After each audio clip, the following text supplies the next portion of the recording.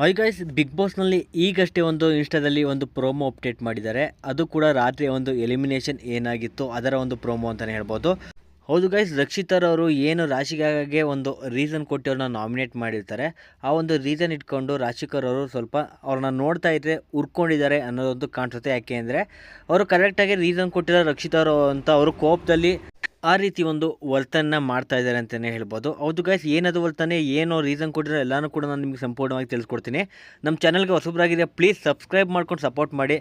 ನಂತರ ಯೂಟ್ಯೂಬ್ಗಿಂತ ಮುಂಚೆ ನೀವು ಈ ಒಂದು ಅಪ್ಡೇಟ್ಗಳನ್ನ ತಿಳ್ಕೊಬೇಕು ಅಂತಂದರೆ ಟೆಲಿಗ್ರಾಮ್ ಚಾನಲ್ಗೆ ಜಾಯ್ನ್ ಆಗಿ, ಲಿಂಕ್ ಡಿಸ್ಕ್ರಿಪ್ಷನ್ ಇದೆ. ಈ ಒಂದು ಫಿನಾಲೆಯಲ್ಲಿ ಯಾರು ಗೆಲ್ಲಬೇಕು ಅಂತ ಅನಿಸುತ್ತೆ ಅವ್ರ ಹೆಸರನ್ನು ಕೂಡ ಕಮೆಂಟ್ ಮಾಡಿ. ಫಿನಾಲೆ ಡೇಟ್ ಯಾವಾಗ ಅಂತ ನಾನು ಟೆಲಿಗ್ರಾಮ್ನಲ್ಲಿ ಅಪ್ಡೇಟ್ ಮಾಡಿದ್ದೀನಿ. ಈ ಕೂಡಲೇ ಹೋಗಿ ಜಾಯ್ನ್ ಆಗೋದ್ರ ಮೂಲಕ ಚೆಕ್ ಮಾಡಿ. ಹೌದು ಗೈಸ್, ರಕ್ಷಿತರವರು ಈ ಮನೆಯಲ್ಲಿ ಆ್ಯಕ್ಟಿವ್ ಆಗಿರೋದಿಲ್ಲ.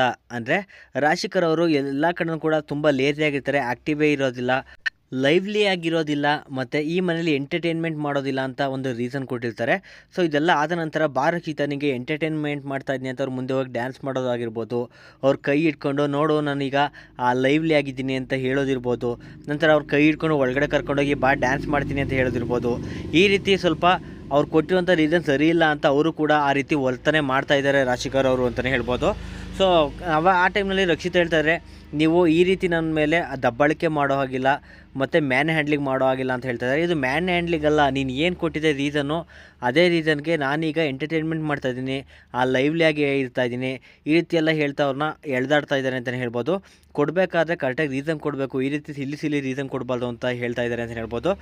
ನಂತರ ಕಾವ್ಯ ಮತ್ತು ಧನುಷ್ ಇಬ್ಬರು ಕೂಡ ಮಾತಾಡ್ತಾ ಇದ್ದಾರೆ. ನಾನು ಕೊಟ್ಟಿದ್ದ ರೀಸನ್ ನನಗೆ ಸರಿ ಅನಿಸ್ತಿಲ್ಲ, ಇನ್ನೇನು ಅವನಿಗೆ ಸರಿ ಅನಿಸುತ್ತಾ, ಗಿಲ್ಲಿ ತಗೊಂಡಿದ್ದ ನಿರ್ಧಾರ ಕರೆಕ್ಟು ಕಂದ್ಬಿಡು ಅಂತ ಕಾವ್ಯಾಗೆ ಹೇಳ್ತಾ ಇದ್ದಾರೆ. ಸುಮಾರು ಜನ ಗಿಲ್ಲಿ ಬಗ್ಗೆ ಮಾತಾಡ್ತಾ ಇದ್ದಾರೆ, ಕರೆಕ್ಟಾಗಿ ಡಿಸಿಷನ್ ತಗೊಳ್ಳಿಲ್ಲ ಅಂತ. ಇಲ್ಲ ಗೈಸ್, ನನ್ನ ಪ್ರಕಾರ ಕರೆಕ್ಟಾಗಿ ಡಿಸಿಷನ್ ತಗೊಂಡ. ಯಾಕೆ ಅಂತ ಅಂದರೆ ರಕ್ಷಿತಾ ಕೊಟ್ಟಿದ್ದಂಥ ಒಂದು ಪಾಯಿಂಟ್ಗಳಲ್ಲಿ ಕಾವ್ಯ ಕ್ಲಾರಿಟಿ ಕೇಳ್ತಾರೆ, ಆದರೆ ರಕ್ಷಿತಾಗೆ ಕ್ಲಾರಿಟಿ ಕೊಡೋಕ್ಕೆ ಆಗೋದಿಲ್ಲ.